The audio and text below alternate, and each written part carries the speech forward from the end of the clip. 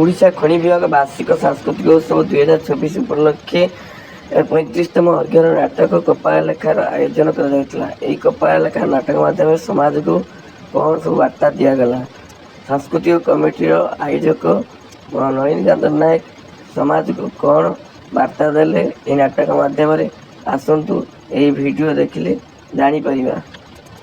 ଓଡ଼ିଶା ଖଣି ନିଗମର ବାର୍ଷିକ ସାଂସ୍କୃତିକ ଉତ୍ସବ 2026 ରବୀନ୍ଦ୍ର ମଣ୍ଡପଠାରେ ଅନୁଷ୍ଠିତ ହେଇସାରିଲା। ଆଉ ଦିନରେ ଆଜି ଆମର ବିଭିନ୍ନ ସାଂସ୍କୃତିକ କାର୍ଯ୍ୟକ୍ରମ ଓଏମସିର ବିଭିନ୍ନ ଜୋନ୍ରୁ ଆସିଥିବା ଆମର ପାର୍ଟିସିପେଣ୍ଟ ମାନଙ୍କ ଦ୍ୱାରା ଏଠି ବିଭିନ୍ନ ସାଂସ୍କୃତିକ କାର୍ଯ୍ୟକ୍ରମ ମଧ୍ୟ ପ୍ରଦର୍ଶିତ ହେଇଛି। ତାପରେ ଆମର ବିଭିନ୍ନ ବର୍ଗରେ ରିୱାର୍ଡ ଆଣ୍ଡ ରିକଗ୍ନିସନ ଯୋଉ ଆମର ଏମ୍ପ୍ଲୟ ମାନଙ୍କର ତାଙ୍କର ନିଜର କିଛି ଭଲ କରିବା ପାଇଁ ଓଏମସି ତରଫରୁ ତାଙ୍କୁ ରିୱାର୍ଡ ଏବଂ ରିକଗ୍ନିସନ ବି ଦିଆଯାଇଛି ଦିନରେ। ଆଜି ପୁରା ଆମର ସାଂସ୍କୃତିକ କାର୍ଯ୍ୟକ୍ରମ ଦିନ ସାରା ଏଠି ଚାଲିଥିଲା। ଶେଷରେ ସନ୍ଧ୍ୟାରେ ଓଏମସିର କଳାକାର ମାନଙ୍କର ଓଏମସିର ଏମ୍ପ୍ଲୟ ମାନଙ୍କ ଦ୍ୱାରା ଅଭିନୀତ ନାଟକ କପାଳ ଲେଖା ଅନୁଷ୍ଠିତ ହେଇଛି, ମଞ୍ଚସ୍ଥ ହେଇଛି ରବୀନ୍ଦ୍ର ମଣ୍ଡପରେ। ଆମେ ଧନ୍ୟବାଦ ଦବୁ ଦର୍ଶକ ମାନଙ୍କୁ ଯେ ଆଜି ପୁରା ରବୀନ୍ଦ୍ର ମଣ୍ଡପ ପ୍ରେକ୍ଷାଳୟ ସମ୍ପୂର୍ଣ୍ଣ ଭାବରେ ଶେଷ ପର୍ଯ୍ୟନ୍ତ ଭରପୁର ହେଇକି ରହିଥିଲା। ଦର୍ଶକ ମାନେ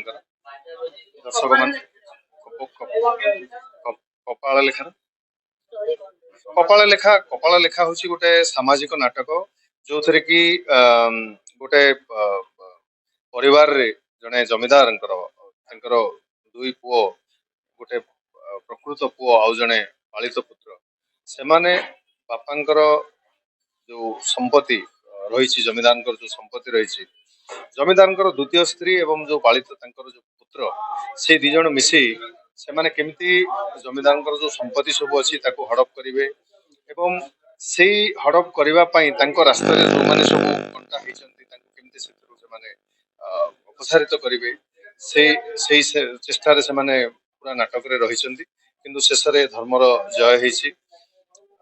ଯିଏ ଖଳ ପ୍ରକୃତିର ଲୋକ ସେମାନେ ଉଚିତ ଦଣ୍ଡ ପାଇଛନ୍ତି ଏବଂ ସମାଜକୁ ଏଇ ବାର୍ତ୍ତା ଯାଇଛି ଯେ ଧନ ଲୋଭରେ କୌଣସି ଏମିତି କାର୍ଯ୍ୟ ଆମେ କରିବାନି ଯାହା ଦ୍ୱାରା କି ସମାଜ କଳୁଷିତ ହବ, ସମାଜ ଗୋଟେ ଖରାପ ବାର୍ତ୍ତା ଯିବ।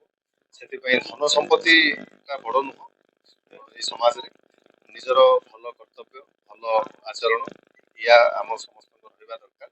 ଏଇଭଳିଆ ଗୋଟେ ମେସେଜ ନେଇକି ଆମେ ନାଟକ କପାଳ ଲେଖା। ମୁଁ ହିମାଂଶୁ ବଡ ପୁଅ ଭୂମିକାରେ ମୁଁ ଅଭିନୟ କରିଥିଲି। ଜମିଦାରଙ୍କର ବଡ ପୁଅ ହିମାଂଶୁ ଭୂମିକାରେ ମୁଁ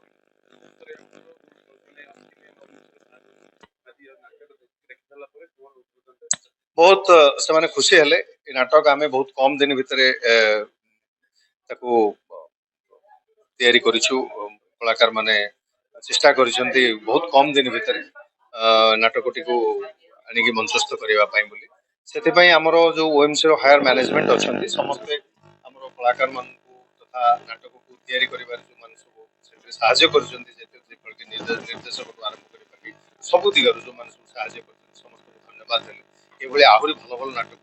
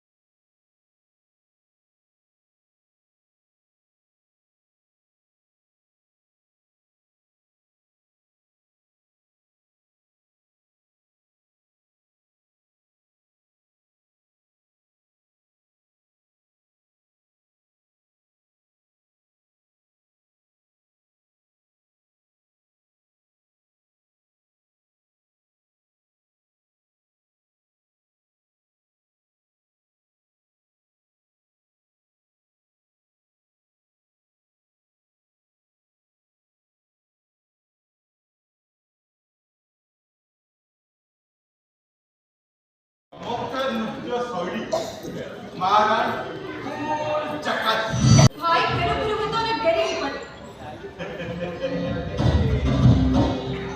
का भी जाने हां का भी जाने करे मुझे तो निज कहि थानी मैं तो तमे कहि पार साबत मारा के तो बहुत दिन लागू पैसा एठी तारा पुनरावृत्ति करी की हां सुन आज ठार मो बिना अनुमति रे तू ऑफिस रो गोटे टंका भी नहीं पाली ये घरर प्रतिनिधि धूलिकणारे मोर मते गोटे निर्दिष्ट शेयर अछि एकटा जति तमर मने रहे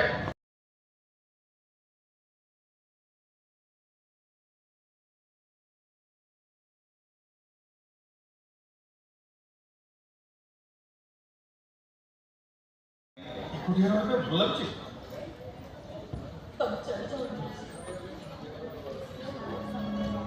रामा कहीं तो रास्ता में तो अलग हो जाए ये सब तरह आने को और दरकार नहीं ये बंद करो ताकि मुझे जाते इसका शांति दो तुम्हें चले जाए बस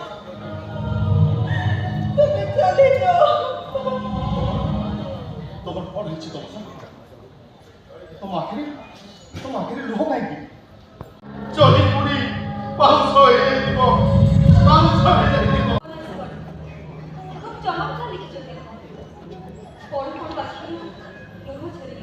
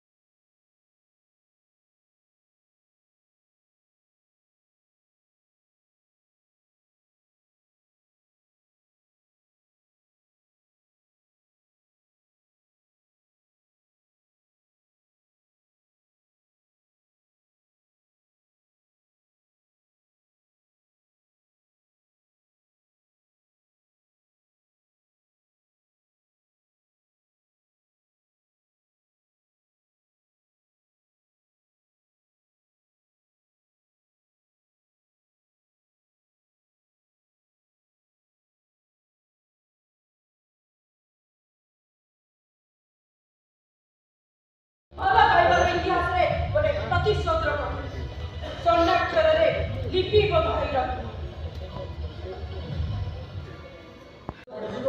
मैं तो बर्दाश्त कर परिबो ताई लोक मत करबे एप्ती तिळ तिळ होई बचिबो अपेक्षा मोरिबार को श्रेष्ठ लोक मोर काहे के बचिबी कोठा धर्म जीवन नै मो कहा पाई बचिबी आपण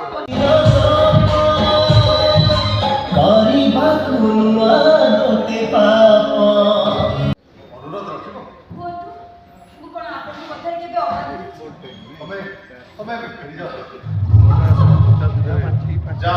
जीवन बढार तार छिंडी जाइछि सेथिरे कोन सरल चिंता रखिबो कि मत मो आपण को भलो पाए हेले तम काकी तमे मते क्षमा कर दो तम ऊपर आजकल संदेह करी इस थोड़ी जो तो नीचे सपना सब मुझे जे रखिया कथा करी चले तू चले जा